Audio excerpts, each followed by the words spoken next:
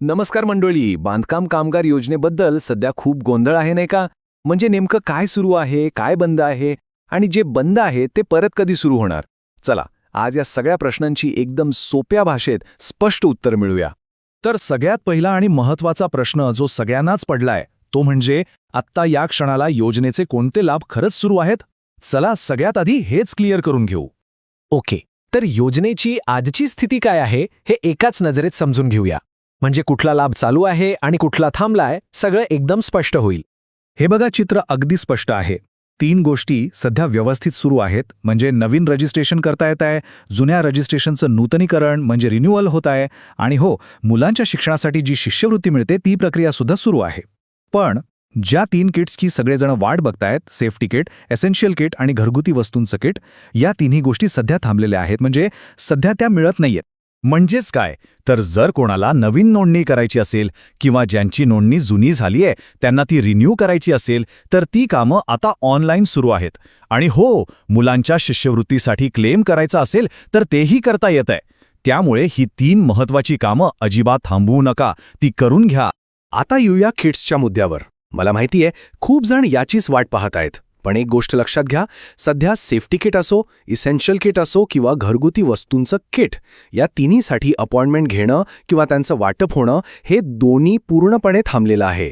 अच्छा, मग आता सगळ्यांच्या मनात पुढचा प्रश्न येतो की हे जे लाभ थांबले आहेत, विशेष करून हे किट्स, ते परत कधी सुरू होणार, बरोबर? चला, यावर काय माहिती आहे ते पाहूया. तर मग ह्या बंद झालेल्या किट्सचं वाटप नक्की कधी सुरू होणार? काहीतरी नक्की तारीख आहे का? याचं एकदम खरं आणि सरळ उत्तर आहे की सध्या कोणीही याची पक्की तारीख सांगू शकत नाही. कोणी काहीही सांगत असेल तर त्यावर विश्वास ठेवू नका, कारण अधिकृतपणे कोणतीही तारीख आलेली नाही. आता असं का, ते आपण पुढे समजून घेऊया. बरं, पण तारीख का ठरलेली नाहीये? कारण हे किट्सचं वाटप पुन्हा सुरू होणं हे काही सरकारी प्रक्रियांवर अवलंबून आहे.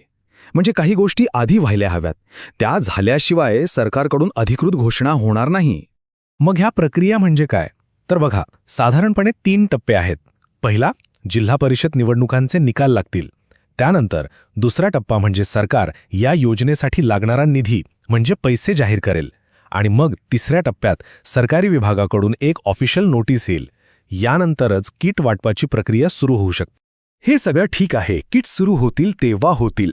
पण या सगळ्या गोंधळात एक गोष्ट आहे जी सगळ्यात जास्त महत्त्वाची आहे, आणि ती पूर्णपणे आपल्या हातात आहे.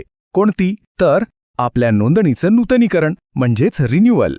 आता हे जे वाक्य आहे ना, ते अगदी मनात कोरून ठेवा.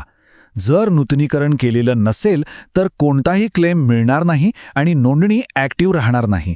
याचा सरळ अर्थ काय होतो की जर रिन्युअल केलं नाही तर एकही फायदा मिळणार नाही आणि जी नोंदणी आहे तीच निष्क्रिय होऊन जाईल. अगदी सोप्या भाषेत सांगायचं तर हे नूतनीकरण म्हणजे आपल्या सगळ्या लाभांची चावी आहे. विचार करा, समजा उद्या किट्स वाटप सुरू झालं किंवा सरकारने आणखी काहीतरी नवीन फायदा जाहीर केला, पण जर आपली नोंदणीच ॲक्टिव्ह नसेल तर मग काहीच मिळणार नाही, सगळं असून नसल्यासारखं होईल. म्हणून बाकी कशाचीही वाट न बघता पहिलं काम म्हणजे नूतनीकरण करून घेणं. आणि म्हणूनच आजचा सगळ्यात मोठा आणि महत्त्वाचा प्रश्न प्रत्येकाने स्वतःसाठी तपासायला हवा.